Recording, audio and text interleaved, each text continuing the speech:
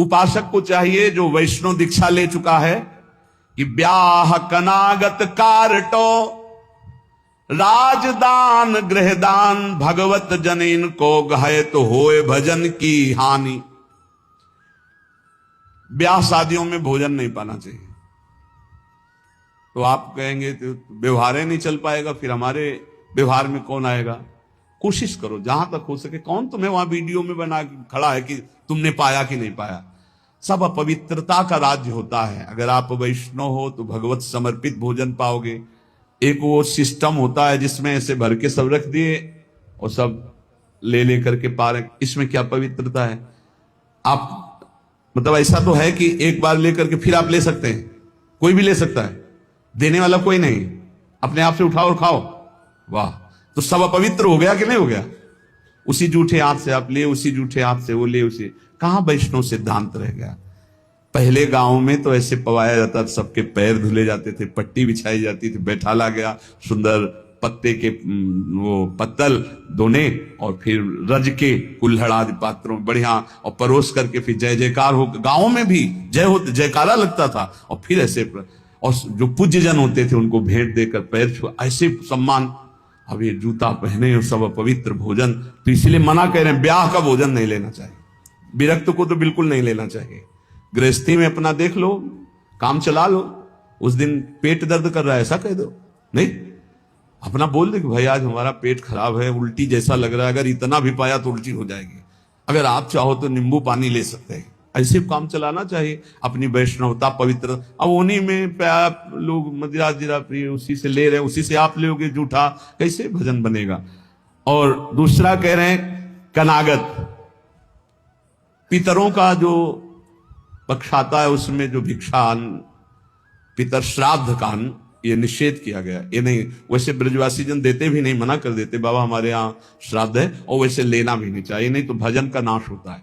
ब्याह का भोजन नहीं लेना चाहिए, कनागत पितर श्राद्ध का भोजन नहीं लेना चाहिए। और कारटो वो जो तेरही जो शरीर छूटने के बाद वो भंडारा होता है वो वैष्णव जनों को नहीं पाना चाहिए। अब अपने घर में है तो बात अलग है, लेकिन निमंत्रण का नहीं पाना चाहिए। और विरक्त को तो पाना ही नहीं चाहिए। ब्याह का नहीं पाना चाहिए, पितृ श्राद्ध का नहीं पाना चाहिए। और कारटो कहते तेरही जो 13 वहां शरीर पूरा होने के बाद वो नहीं पाना चाहिए। और कह रहे हैं राजदान, राजा का भोजन नहीं पाना चाहिए। बड़े राज पदों पर विराजमान उनका प्रतिग्रह नहीं लेना चाहिए। और यहां प्राय हम प्रार्थना करते हैं अपने जनों से कि कभी ऐसा न स्वीकार किया जाए। जो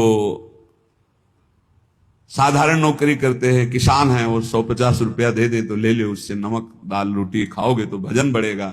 और जो ऊंची गड्डी के चक्कर में पड़ोगे तो फिर भाव बिगड़ जाएगा, भजन नहीं होगा। राजअन्न निषेध किया गया है। राजअन्न राज प्रतिग्रह बहुत हानिकारक होता है। यहां तक कि राज दर्शन निषेध किया गया। जब महाप्रभु चैतन्य देव से कहा गया कि जगन्नाथपुरी के परम महाभागवत राजा रुद्र प्रताप जी आपके दर्शन करना चाहते, तो उन्होंने कहा हाँ अब यही करोगे ना, हमारा सन्यास धर्म नष्ट करोगे, अब राज दर्शन हम करें। यहां तक कि वो राजवेश से छुप करके और गोपी गीत कंठस्थ करके जब महाप्रभु को दूर से सुना तो कहा कौन महाभागवत अमृत रस बरसा रहा है। महाप्रभु ने आलिंगन किया। राज दर्शन, राज अन्न, राज प्रतिग्रह, ये इसलिए कि इससे बुद्धि भ्रष्ट हो जाती है, भजन में रुचि नहीं होती। और आगे कह रहे गृह दान, ग्रहों का दान। एक हम गृहस्थ को देखा, जब उनके लड़का बच्चा बीमार होते थे तो खीर हलवा और भेंट उसको गोद में लाते और ऐसे सामने उतारते, कहते ले बाबा। एक बार गुरुजी से पूछा कि भिक्षा में जैसे, अरे बोले ले मत लेना, उसमें नहीं कभी ऐसे। देखो लोग संत महात्माओं को क्या समझते हैं, ऐसे पवाया जाता है जैसे अपने पुत्र को पवाओ। तो किस भाव से पवाते हो, बस पुत्र ने पा लिया यही सौभाग्य, संत ने पा लिया सारे अमंगल नष्ट हो गए। इसीलिए बहुत संभल के खान पान करना, जैसे कोई बीमार है उतार के, और ऐसे, या ग्रह नक्षत्रों का दान। बोले होए भजन की हानि, पक्का।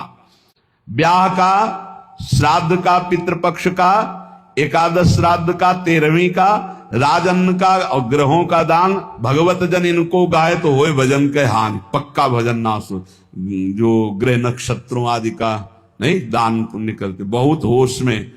घाट बाट चौपाल चुरी देवल हाट मसान, भगवत बसिन सराय में भजन भड़ाई निदान। इतने जगह का भोजन नहीं लेना चाहिए, ऐसी जगह बैठ के भजन नहीं करना चाहिए। बोले घाट में जहां स्त्री पुरुष स्नान कर रहे हो वहां बैठकर भजन नहीं करना चाहिए, भजन नहीं होगा, उपद्रव करेगा, नेत्र चंचल होंगे। जहां स्त्री पुरुष की भीड़ लगी हो, लोग स्नान करते हो, ऐसे स्थानों पे उपासक को नहीं बैठना चाहिए भजन के लिए। जहां से लोग रास्ता बनाए हों वहां नहीं बैठना चाहिए। घाट बाट और चौपाल, चौराहे पर नहीं, और देवल मंदिर में बैठकर नहीं, और हाट बाजार में बैठ करके नहीं, और श्मशान में बैठकर नहीं। भगवत रसिक सराय, सराय आदि में जहां बहुत लोग बैठकर संगोष्ठी करते हो वहां नहीं। इससे भाव दूषित हो जाएगा, तुम्हारा भजन नहीं बनेगा। घाट बाट चौपाल चूरी देवल हाट मसान, नदी के किनारे जहां बहुत लोग स्नान कर रहे हो, घाट के और रास्ते में और चौपाल में, चौराहे में, मंदिर में, बाजार में, श्मशान में, सराय आदि में बैठकर भजन नहीं करना चाहिए, क्योंकि भजन भाव इससे दूषित हो जाता है, बिगड़ जाता है। तो भजन कहां करे फिर? कोई नहीं है, कोई स्नान करने नहीं आता, ऐसे घाट से अलग स्थान पे माताएं बहनें न बैठे। ये विरक्त संतों की बात कही, माताएं बहनें समाज का ही सेवन करें। ऐसी जगह बैठे जहां लोग आ जा रहे हैं, ऐसी जगह बैठे जहां 4 लोग बैठे हुए।